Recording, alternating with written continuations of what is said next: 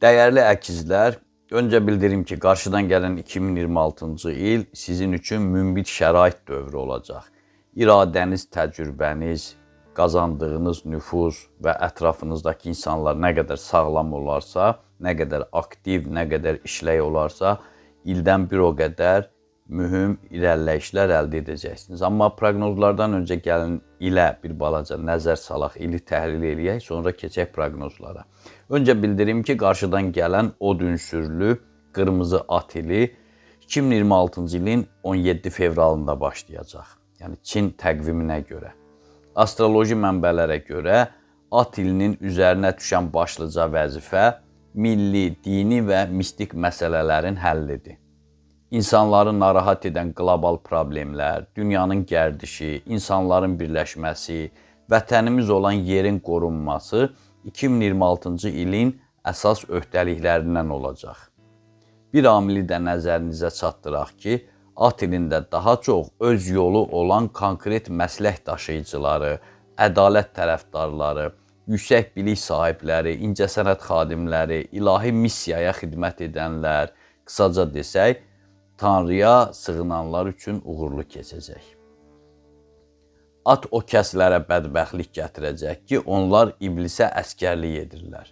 Yalançıların, qarğış sahiblərinin, xəyanətkarların, böhtancı və rüşvətxorların, cadugər və fal açanların üzü gülməyəcək.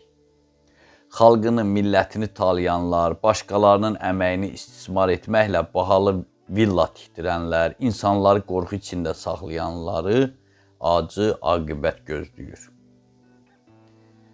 Ötən dövrlərin sözü gedən illərində həddindən ziyadə fəlakətli hadisələr çox olub, qanlı olaylar çox baş verib. Elə bu səbəbdən də əhali arasında təşviş olur həmişə at il yaxınlaşanda. Amma unutmayaq ki, at illərində qəfil yüksəliş və qəfil enişlər də çox olur. Firavan ömür sürüb Allahını unudanlar, hamıya yamanlıq edənlər, hətta ölkələrə rəhbərlik etsə də, hətta böyük iş adamı, varlı bir insan olsa da, taleyin uçurumuna düşəcəklər. İndi isə gəlin konkret sizin, yəni əkizlər bürcünün proqnozlarına keçək.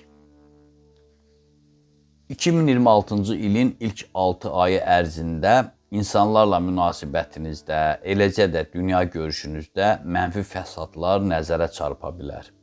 Amma çətin olsa da qarşınızda duran məqsədlərə yetişə biləcəksiniz. Elə bu söhbətin əvvəlində dediyim cümlələri yəqin ki, xatırlayırsınız. Astrologiya elminə görə bürcünüz informasiya toplamaqda mahirdir.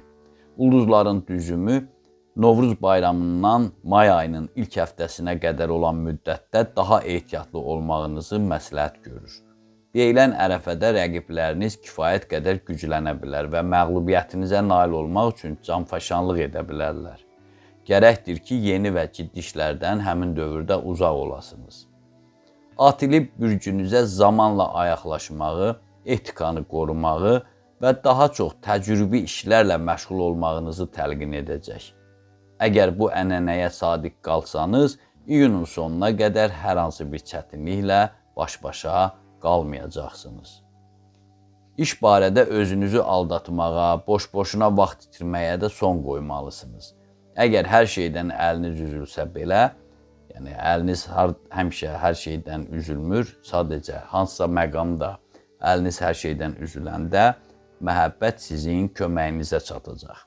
Çünki bu il əsas xəttiniz, başlıca xilas amiliniz məhz sevgi olacaq. İlin birinci yarısında maliyyə durumunuz sizi qane edəcək, amma bir qədər aşağı səviyyədə olacaq. Amma payıza doğru təxminən avqustun sonlarından müsbət dönüş əldə edəcəksiniz. Hətta varlanma ehtimalınız da, sözün əsl mənasında varlanma ehtimalınız da böyükdür.